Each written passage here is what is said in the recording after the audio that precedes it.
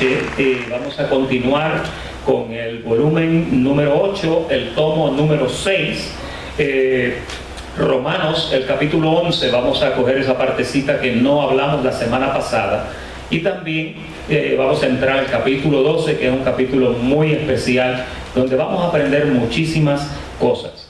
En esta noche quiero hacer reconocimiento de un compañero de la milicia, que es mi hermano el pastor Nerio Álvarez. Él pues es responsable por muchas de las ediciones y del material de reseña que usted recibe en estas clases. Aunque usted me vea a mí hablando, muchas de del material y de la búsqueda de todas estas cosas, mi hermano Nerio Álvarez es el que nos ayuda con esa redacción. En esta noche tengo el privilegio de presentarlo a él, ya que él nos va a presentar el estudio de esta noche. Dejo con ustedes al pastor Nerio Álvarez.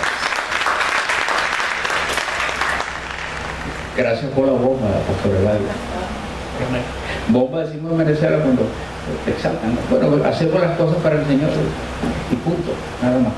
Le damos gracias al Señor porque están esta noche aquí con nosotros. Nosotros estamos haciendo un repaso, estamos haciendo un paseo por todas las cartas del apóstol Pablo. Comenzamos siempre con las cartas en el orden en que fueron escritas, no en el orden en que están en la Biblia, porque las cartas de Pablo, como están en la Biblia, no es el orden en que se escribieron. Y eso ya lo enseñamos en unas lecciones aparte. Y estamos ahora viendo el libro de los Romanos. Vamos a comenzar en el capítulo 11 y versículo 16, que fue donde la pasada semana nos quedamos allí. Como hemos venido hablando y hemos venido diciendo que los capítulos del capítulo 9 hasta el 11, el apóstol Pablo se dedica casi exclusivamente a enseñar al pueblo de Israel, a exhortar al pueblo de Israel y a hablar del pueblo de Israel. La iglesia en esos versículos no aparece por ningún lado, porque acuérdense, como dijimos, el apóstol Pablo escribió esa carta no a la iglesia que está en Roma, porque él no tenía ninguna iglesia en Roma, simplemente que, como le explicó el pastor Eladio, Roma era la capital del imperio de ese tiempo. Hoy día, todo el mundo en el mundo, toda la gente que vive en cualquier parte quiere venir a vivir a Estados Unidos, porque es la nación más importante del mundo. Igual pasaba en aquella época, Roma era la nación más importante, era la capital del imperio, y allí vivían mucha gente, vivían romanos, vivían griegos, vivían de todas las familias que habían en la tierra. Por eso él escribe, él no dice a la iglesia que está en Roma, él dice a los romanos, o sea, a la gente que está en Roma. Y hemos venido diciendo eso, y el apóstol Pablo en el Romanos 9:3, él dice, empieza con un tipo de oración profunda que sale de él, y dice: deseara yo mismo, decía él, ser separado de Cristo por amor a mis hermanos, los que son mis parientes según la carne. Así comienza él ese versículo, capítulo 9. Y esos 3 capítulos que les hemos mencionado tienen más que ver con el pueblo de Israel que con los gentiles. Por ese motivo, como vimos la semana pasada, todas las cosas que Pablo hablaba, las encontramos enseguida en pasajes del Antiguo Testamento. Esos textos que vamos a estudiar ahora en adelante, del versículo 16 en adelante, están llenos de simbología. Tienen mucha simbología que Pablo trata de hablar con los judíos, con los hebreos, en cosas que ellos conocían. Y tiene que ver mucho con la agricultura. Como usted sabe, el pueblo de Israel, lo único que sabía era criar ovejas y sembrar pana y sembrar yuca, eso era todo lo que ellos sabían. Y tener abejas para la miel, eso era todo lo que ellos sabían. No había tantas cosas como ahora. Y entonces, en estos textos, Pablo habla, por ejemplo, nombra primicias que tienen que ver con agricultura, nombra masa, raíz, rama, desgaje, olivo silvestre, injertar, savia del olivo, ramas naturales, cortado por naturaleza, contra naturaleza. Notamos que todas estas cosas están ligadas totalmente a lo que es lo agricultural, a la agricultura. Vamos a ver el verso 11 al 24, que es la primera parte. En estos versos Pablo se dedica a demostrar que el pueblo de Israel será salvo así como nosotros. Mire, hermano, si Israel no le hubiera fallado a Dios, nosotros no estuviéramos aquí. Ay, hermano, no me diga eso. Sí, eso lo vamos a ver ahora mismo. Porque nosotros fuimos injertados, porque el pueblo de Israel fue desgajado. Y entonces nosotros fuimos injertados, como dice Jesús, en la savia del olivo, porque el pueblo de Israel no quiso nada con el Señor. Y por eso es que debemos darle gracias a Dios, porque nosotros somos hijos adoptados. El pueblo escogido por Dios, no fuimos nosotros, fue Israel. ¿Usted sabía eso, hermano? ¿Verdad? Pero gracias a Dios que Dios tuvo misericordia de nosotros y nos injertó. Donde había dejado la rama de Israel que se salió, ahí nos injertó Él a nosotros. Dice, y aún ellos, si no permanecieran en incredulidad, o sea, los judíos, serán injertados, pues poderoso es Dios para volverlos a injertar. El verso 26, Pablo inicia ese argumento y dice que todo Israel será salvo. Verso 26 del capítulo 11. En este versículo, la palabra masa, voy a aclarar esto para que estemos bien correctos en lo que queremos hablar, no tiene nada que ver con lo que habla Romanos 8, que dice que de una masa el alfarero hizo un vaso de honra, otro de deshonra. No quiere decir nada de eso. Ahí lo que está diciendo es que en el Antiguo Testamento, cuando iban a presentar una primicia para el sacerdote, dice que así amasaban la masa y de un pedazo de esa masa hacían una tortilla y se le entregaban como una primicia al sacerdote. Pero el resto de la masa estaba ya bendecida por ese pedacito de masa que salió en la tortilla. Eso es lo que quiere decir ahí. No tiene nada que ver, como le dije, con lo de las dos simientes. Eso lo puede usted encontrar en números, si quiere toma nota, números 15, 19 al 20. Luego Pablo, ilustrando ese pasaje de número, dice, si las primicias son santas, también lo es la masa restante. Y si la raíz es santa, también lo son las ramas. ¿Entiende ahora? Por eso es que habla con esa palabra que es masa. Observemos el capítulo 11, de 11 al 13, algo interesante que Pablo habla a los gentiles.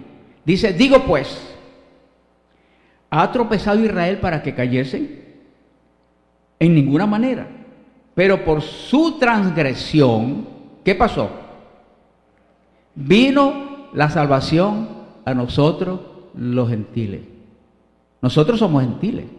¿Por qué somos gentiles? Porque no somos judíos, no somos israelitas. Sin embargo, Pablo dice que no todo el que nace en Israel es israelita.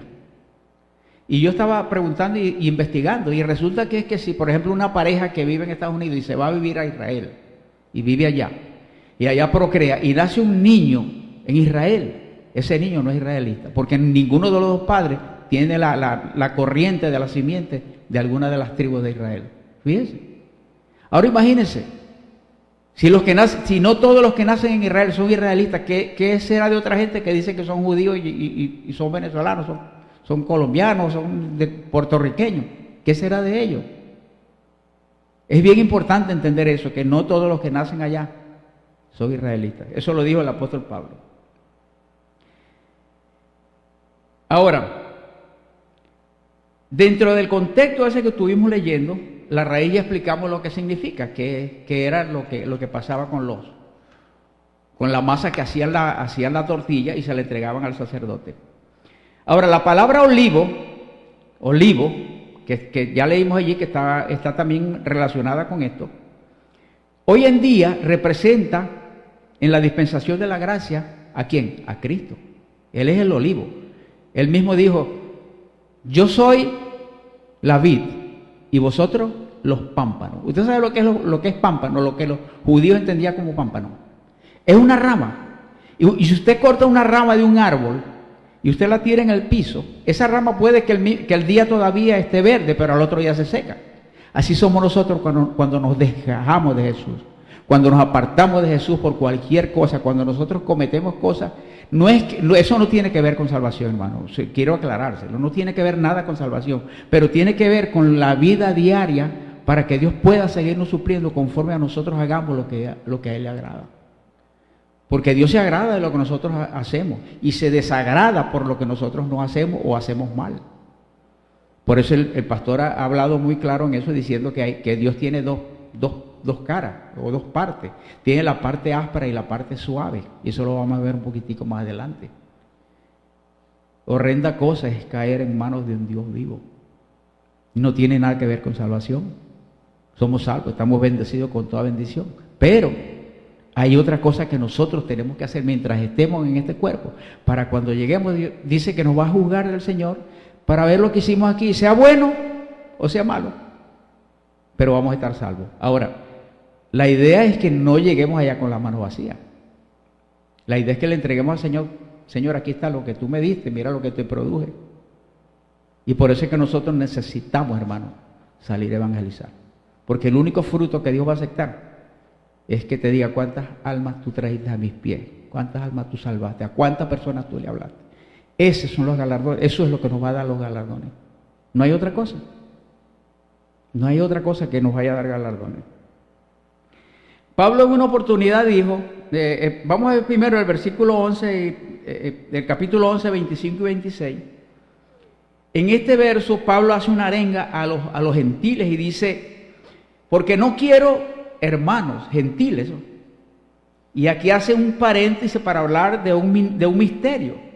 No quiero que ignoréis este misterio para que no seáis arrogantes. Oye, hermano, ¿sabe lo peor que puede tener una persona, un cristiano? Ser arrogante.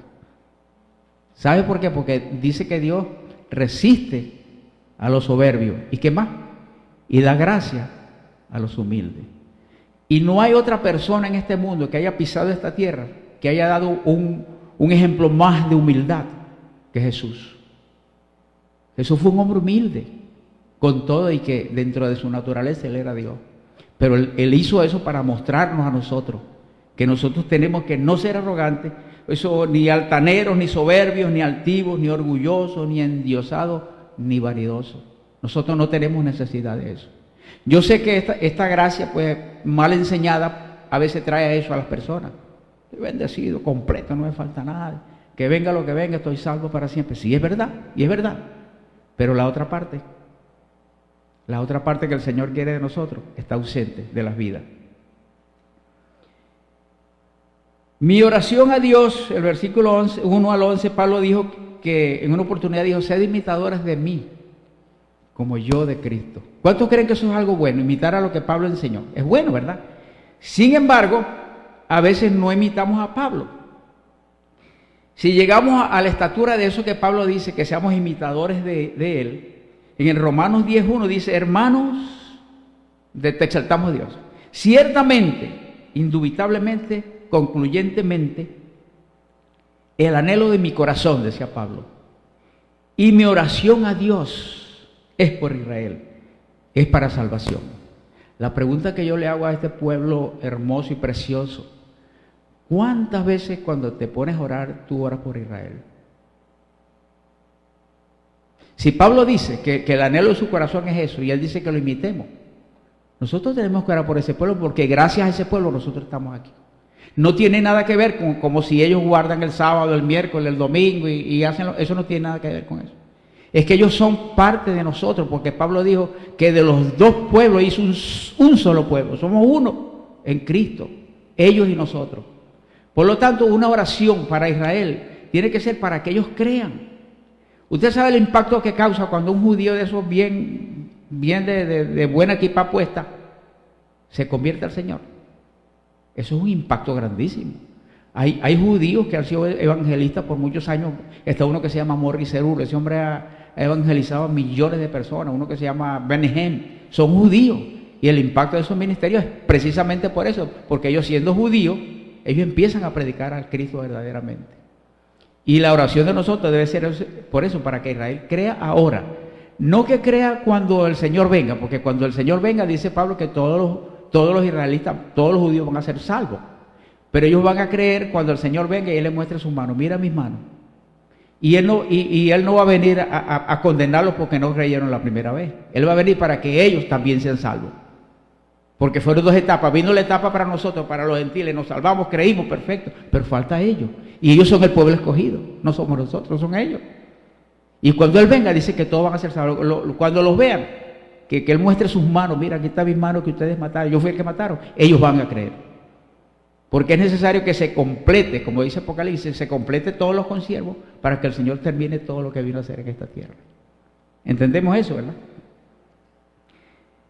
En el capítulo 11 y verso 22, el apóstol Pablo muestra las dos caras que el pastor Eladio nos ha venido hablando. Dice, mira pues la bondad, ese es el lado suave, y la severidad de Dios, el lado áspero. La severidad ciertamente para los que creyeron, para los que cayeron, pero la bondad contigo. Seguidamente Pablo utiliza un sí condicional y dice, para contigo si permaneces. Si no permaneces, vas a ser cortado también. Si permaneces en esa bondad, pues de otra manera, si no permaneces en esa bondad, tú también serás cortado. Lo que indica que los dones, escuche bien esto, hermano, que los dones y el llamamiento sí son revocables. La salvación no se pierde. Pero cuando Dios llama a una persona, llama a un ministro para hacer una obra y ese ministro se equivoca en la vida, Dios simplemente quita su don. Nada más. Y Dios no tiene problema con quitar a uno y enseguida poner a otro. Pues eso para Dios no es nada. Quitó a Moisés, imagínate. Y a muchos de héroes de la fe Dios los movió. Entonces entendemos eso, ¿verdad? Que el 11:20 dice que sí son revocables los dones y el llamamiento de Dios. La parte bondadosa de Dios, el lado suave, se nota en esperanza para los judíos que aunque no creyeron que el Mesías ya vino, cuando lo vean en su segunda venida y observen sus manos, como les dije ahorita, entonces ellos creerán y ya no estarán en incredulidad. A ellos, si no permanecieran en incredulidad, serán injertados nuevamente en la vid, porque poderoso es Dios para volverlos a injertar. Así que no creamos, hermano, que nosotros somos exclusivos. Diga, no soy exclusivo. No somos exclusivos. Eso nos tiene que ayudar a bajarnos un poquitico nuestro sumo por esta gracia que nosotros conocemos. Porque si a los judíos, que fue el pueblo escogido por Dios, Pablo dice que de ellos fue la promesa. Juan, en el capítulo 15 y 1 al 8, Pablo lo que está parafraseando lo que Jesús dijo. Jesús dijo, yo soy la vid verdadera, mi padre es el labrador. Todo pámpano, o sea, toda rama que en mí no lleva fruto, lo quitará.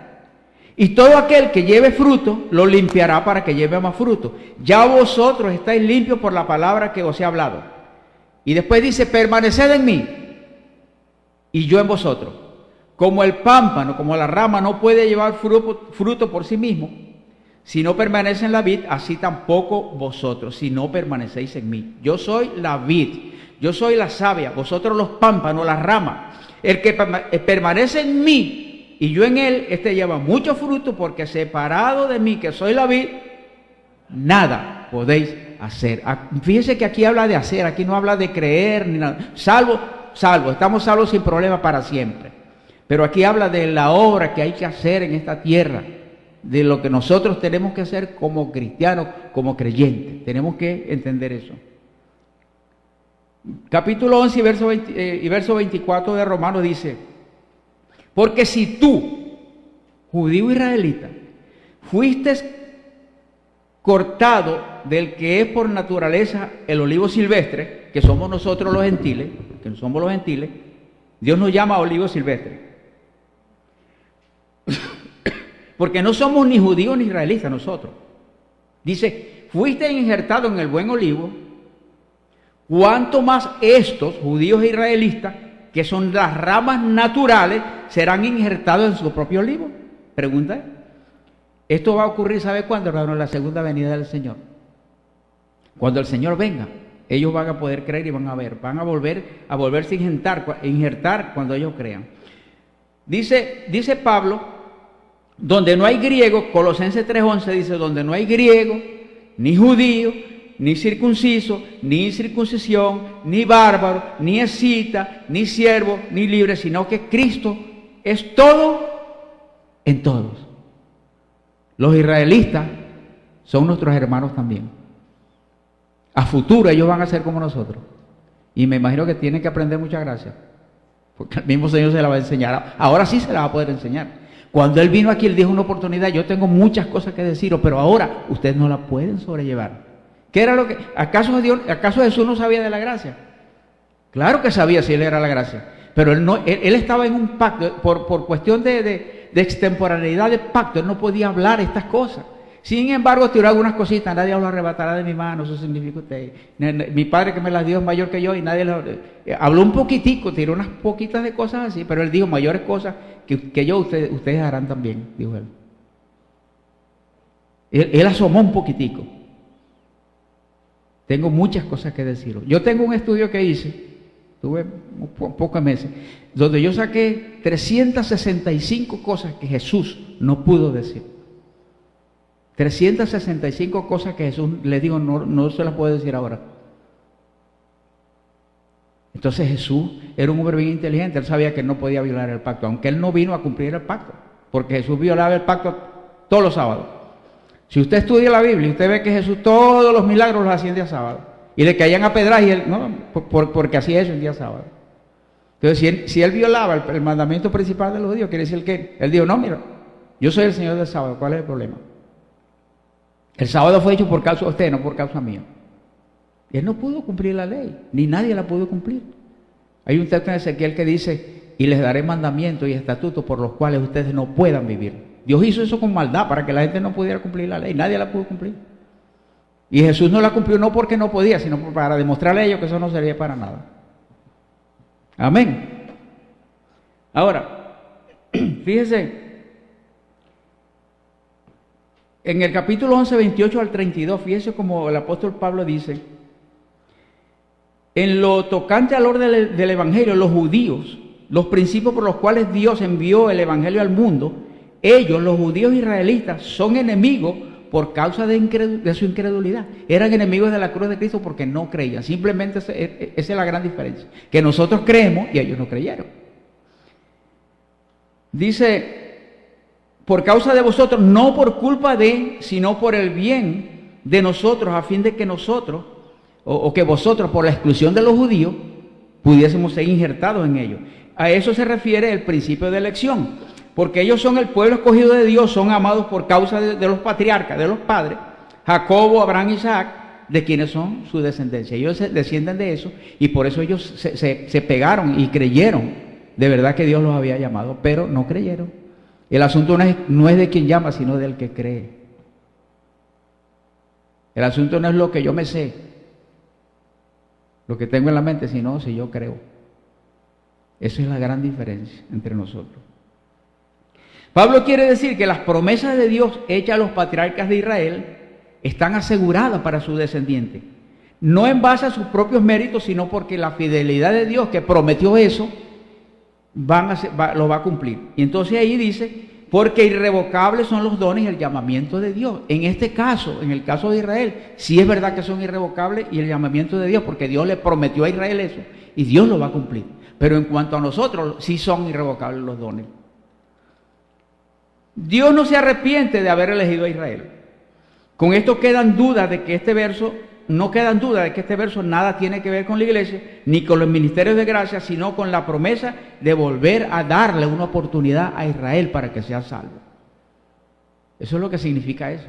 Pero mucha gente, muchos ministros toman este texto para decir: fíjate, si yo ando tirado una cuneta no importa, eso es irrevocable.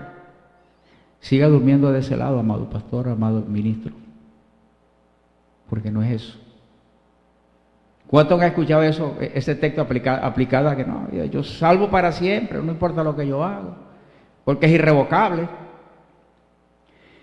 Moisés, fíjese este ejemplo que voy a poner. Moisés fue el hombre que Dios levantó como libertador para sacar a más de 1 millón de judíos que estaban bajo esclavitud en Egipto. Ponme un momentico, María, Deuteronomio, por favor, 3:23 al 26.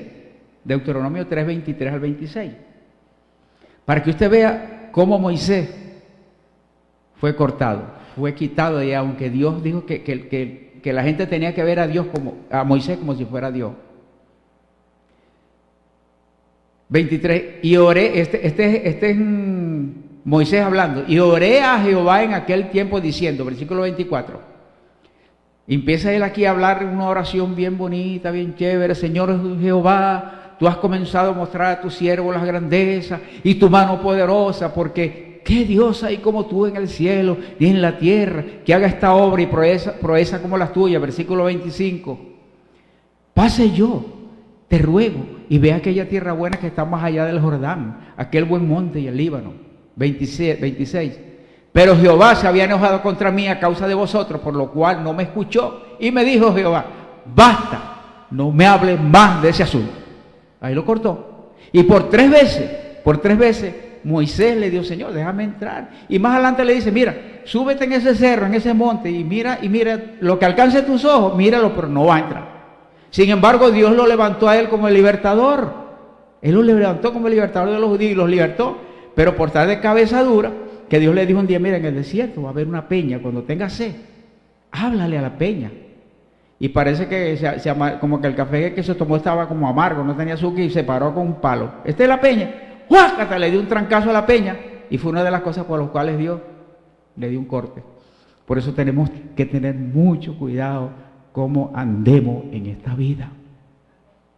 Tenemos que cuidarnos, hermano. Y después por allá llega al mar y cuando mira así para atrás ve el polvo de los caballos que venían de Faraón y el mar ahí delante. ¿Y qué hizo Moisés? Se puso a orar. Y Dios le dijo, ¿qué haces tú orando? Yo no te mandé a orar. ¿Qué tienes en la mano? Una vara. Bueno, golpeé el mar y se abrió. Desobediencia.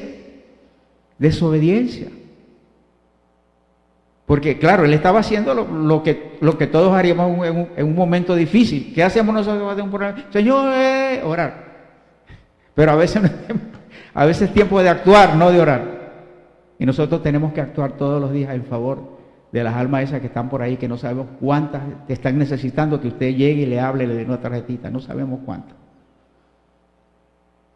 Búscame ahí 1 Corintios 9, 25 y 26 al 28. Para que veamos lo que Pablo dijo. Fíjate, dice, todo aquel que lucha, ejercita dominio sobre las cosas. Ellos a la verdad para recibir una corona no corruptible, pero nosotros incorruptibles. Así que yo de esta manera corro, no como a la aventura, de esta manera lucha, no como golpeando al aire, sino que trato con severidad, con rigidez, con dureza, con rigor mi cuerpo. Oye, usted tiene que maltratar su cuerpo, hermano. A veces los domingos estamos levantados que no queremos ni levantarnos ni para ir ni siquiera. Y eso que empezamos a la 1. Si empezáramos a las 9. Y entonces empezamos, no, pero mira que la playa, yo hace rato que no voy a la playa y quisiera ir a la playa. Y el Espíritu Santo por dentro de la iglesia, no, pero yo quiero ir a la playa. Y el Espíritu Santo al fin, como el alma siempre gana, dice, bueno, yo me voy contigo, dice el Espíritu Santo. Bueno, ¿dónde lo va a dejar? Si está dentro de ti. No lo va a dejar en la casa. Bueno, yo voy contigo, yo voy para allá a la playa contigo, ¿qué vamos a hacer? Y entonces Pablo dice que tenemos que machucar este cuerpo, dice todos los días, dice, no sea, dice Pablo, que habiendo yo predicado a otro, yo mismo venga a ser eliminado o desaprobado. Miren, el apóstol Pablo sabía bien esto que le vaya a pasar a los judíos. Él era judío y él sabía que él podía ser desarraigado, aunque hubiera estado en el cielo 15 días, 2 semanas, un año, allá, chévere, allá en el tercer cielo hablando con el Señor. Pero mire, él dice, yo también puedo ser desarraigado si no sigo haciendo lo que Dios me mandó a hacer.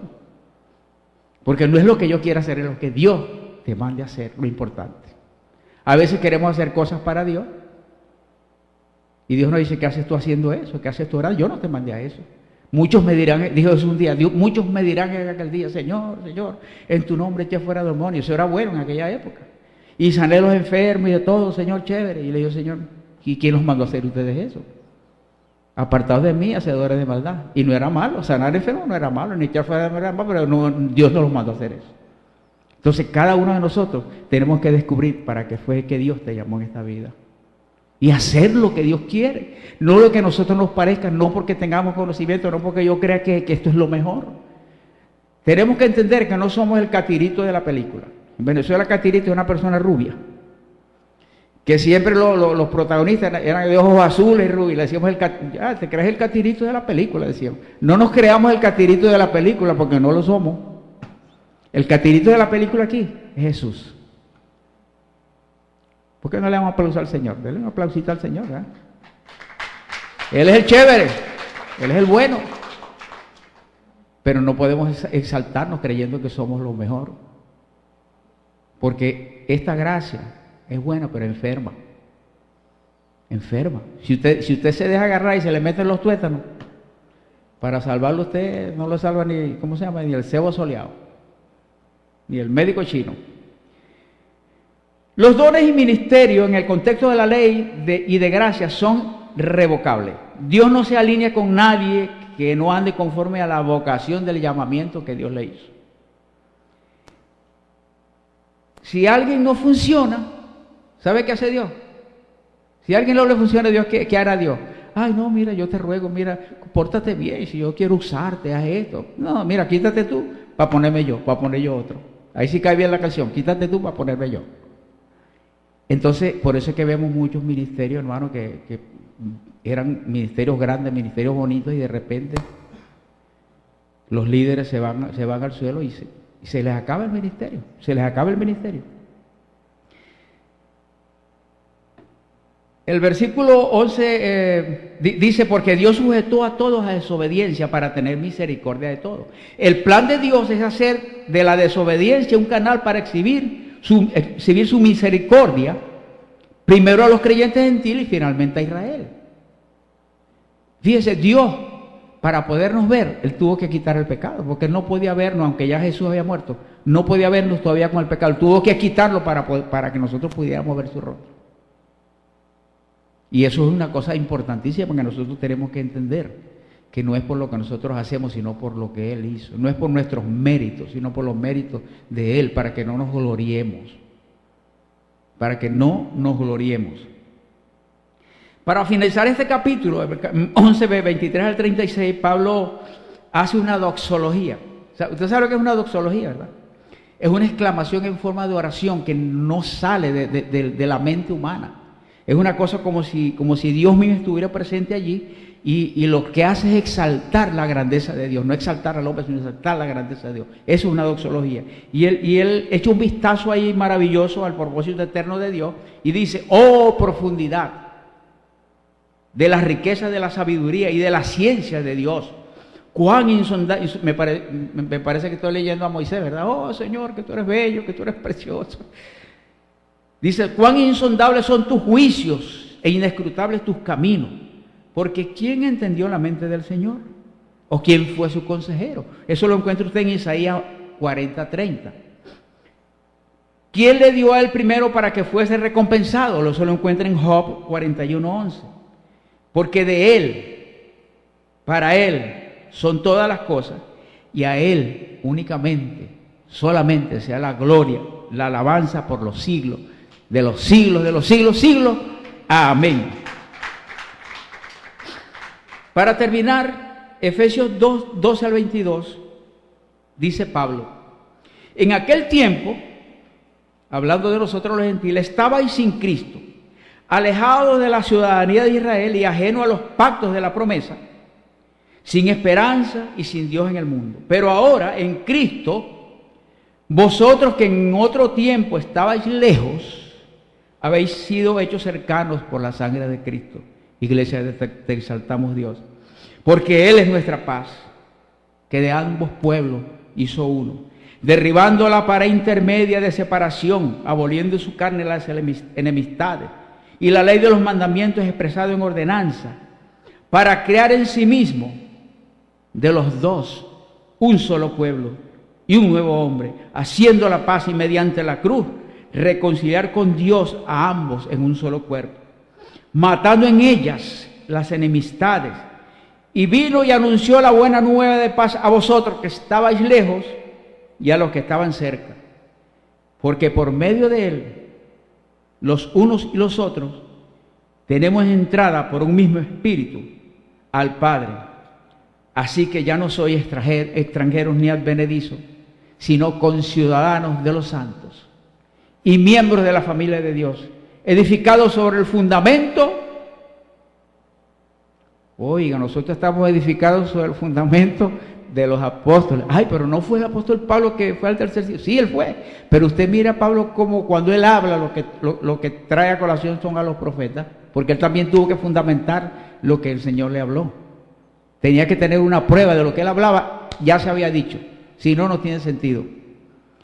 Dice, edificados sobre el fundamento de los apóstoles y los profetas, siendo la principal piedra del ángulo Jesucristo mismo, en quien todo el edificio, aquí habla de la iglesia, bien coordinado, va creciendo para ser un templo santo en el Señor, en quien vosotros también sois juntamente edificados para morada de Dios en el Espíritu. Tenemos otra encomienda que nunca nos pasó a nosotros los que estamos en gracia por la cabeza, por estar tan completos y tan bendecidos y tan en contra del Antiguo Testamento. Se nos pasó que hay que orar por Israel. Se nos pasó nunca. Más bien le echábamos, eso guarda la ley, oígate que eso no va para ningún lado, no tienen nada. No tienen nada que ver si ellos todavía hoy en el siglo XXI guardan fiesta. No importa si guardan el sábado, el domingo, el miércoles, el jueves, cualquier día. Pero por ellos nosotros tuvimos entrada a esta maravillosa gracia porque a Dios le plació. Y eso es más que suficiente para orar por nosotros, por nuestros familiares, por los creyentes, pero también por los israelitas, sean judíos o no lo sean. Gracias, hermano. Ahora, vamos a continuar. Vamos a ver hasta dónde nos da. ¿Cuánto me queda, Dios? 10 minutos. Vamos a comenzar una vista a Romanos 12. Como hemos venido hablando, como hablamos en otras oportunidades, el apóstol Pablo no era un hombre muy experto en escribir el griego. Él hablaba y escribía un griego koiné, un griego callejero como acere que volá. Ese era el griego que él hablaba. Por eso es que usted ve la diferencia que hay entre las cartas de Pablo y el libro de los Hebreos. Por eso es que nosotros estamos convencidos que esa carta no la escribió Pablo, porque está escrito en un griego helenístico y este es un hebreo callejero. Y él usa mucho lo que se llaman paréntesis gramaticales. Como allá viene y continúa con eso. Los paréntesis gramaticales. No el paréntesis que hacemos cuando escribimos, ¿no? Se llama paréntesis gramaticales, porque están hablando de una cosa y de repente empieza con otra y de repente te topas allá con otra que enlaza con esto. Y eso hay que tener cuidado cuando estudiamos para que entendamos eso. Mire, un paréntesis gramatical, lo voy a explicar un momentito. Es un accidente gramatical que retoma una conversación y hace salir de contexto el texto que se está leyendo. Y por eso es que dicen que un texto sacado de contexto se convierte en un pretexto. No un pretexto como decir, no, yo no tengo culpa, no, un pretexto gramaticalmente. Sus oraciones incidentales son oraciones incidentales que no tienen un enlace necesariamente con lo que se viene estableciendo o diciendo. Ok. El apóstol, en el capítulo 12, versículo 1 y 2, ponlo ahí un momentico, María, por favor. Capítulo 12, 1 y 2 de Romanos.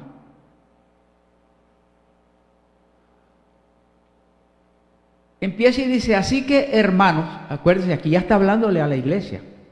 Porque los judíos él no los llamaba hermanos, él los llamaba los de mi nación.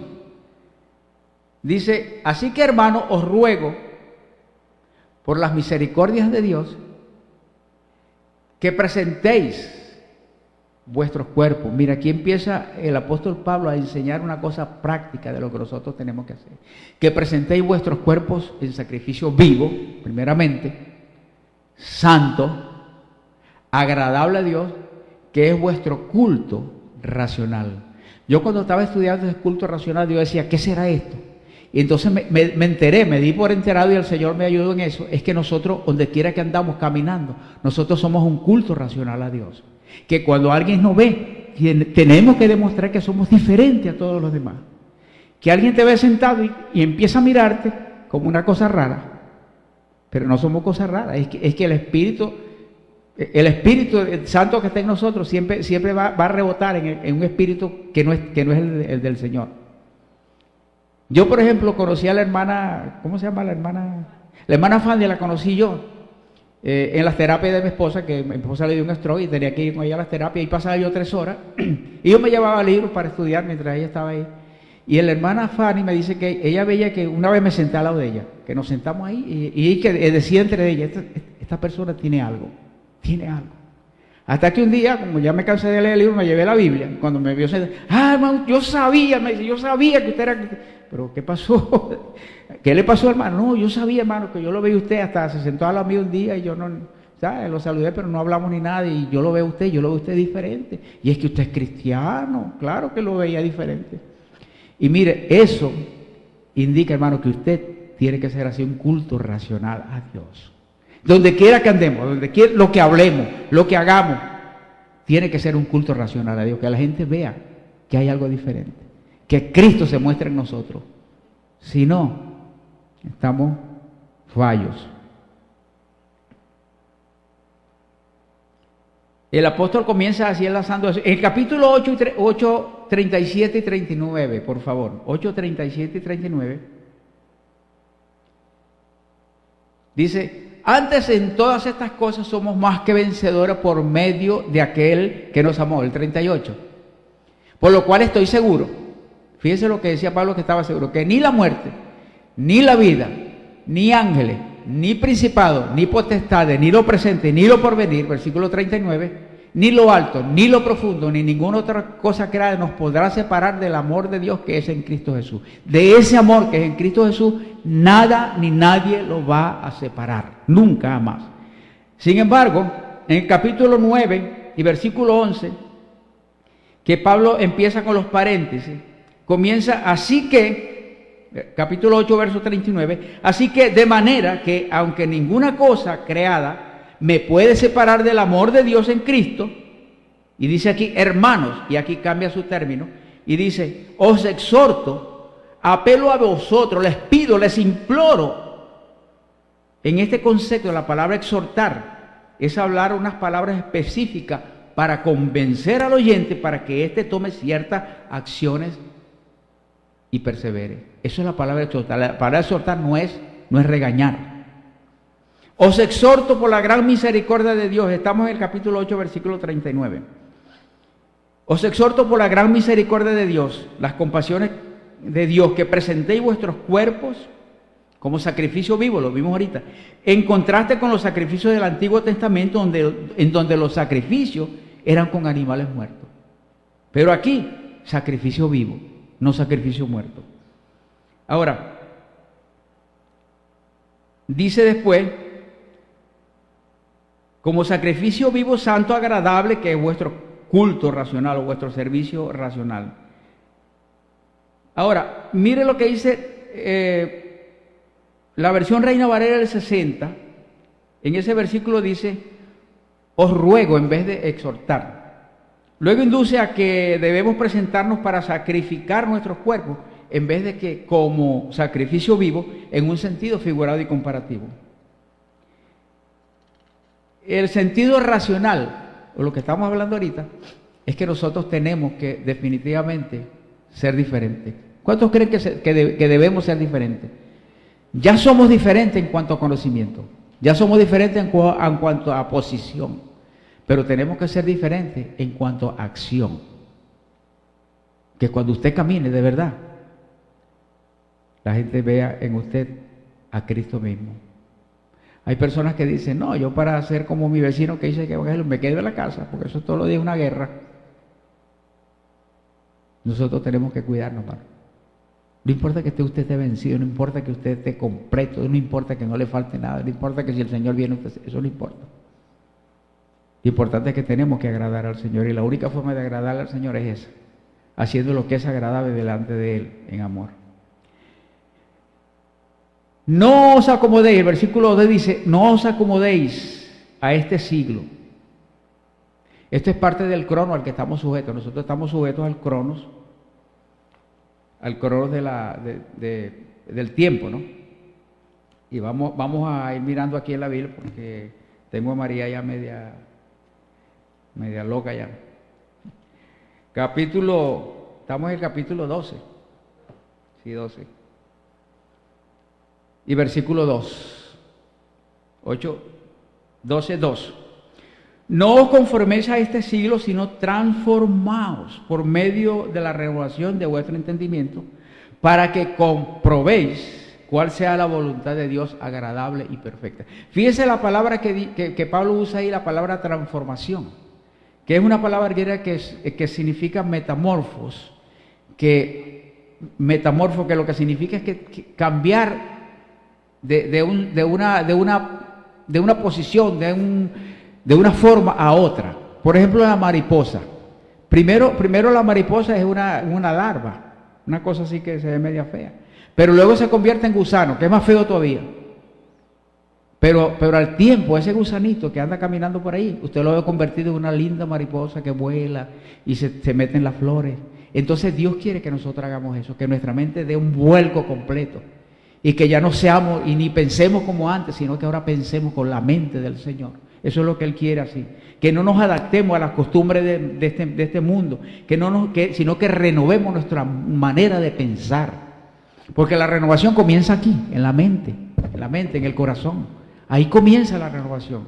No es que yo me quite una camisa y me ponga otra, eso no es renovación, eso es cambio de camisa. Es que nosotros tenemos que cambiar, hermano, tenemos que ir más allá. Dios mete en una ceguera y extravío mental a aquellos que rechazan sus directrices, a fin de que los valores morales ya no se vean sin su luz verdadera. Y como ellos, dice, los que no tienen la mente renovada, no quisieron tener en cuenta a Dios, Dios los entregó a una mente reprobada para hacer cosas que no convienen. Usted ve el peligro, hermano, que nosotros estamos corriendo si nosotros no hacemos las cosas que Él quiere. Él nos puede meter en mentira, nos puede desviar, el mismo Dios nos puede desviar. Dice, como no tuvieron en cuenta a Dios, Dios mismo le da estupor, le da espíritu de estupor, de mentira, para que crean a la mentira que ellos mismos se meten. ¿Cuánto ha pasado eso con ministerios, verdad? Que se creen una cosa, pero no tienen en cuenta a Dios. Capítulo 13 y versos 3 al 5. Ok. Voy a leer este versículo y aquí quedamos. Ordeno pues, por la gracia, la autoridad que me fue dada, a cada cual que está entre vosotros, que no penséis más altamente de lo que debéis pensar, sino que penséis con sobriedad, con moderación, con mesura, con discreción, con freno, según la medida de fe que Dios dio a cada uno. Pablo aquí lo que hace es una advertencia de no creer que somos más grandes que otros. Dios resiste a los soberbios y da gracia a los humildes. Muy bendecido, con toda bendición, y no se olviden sus oraciones de orar por Israel. Muy buenas noches, nuestro pastor en la vida.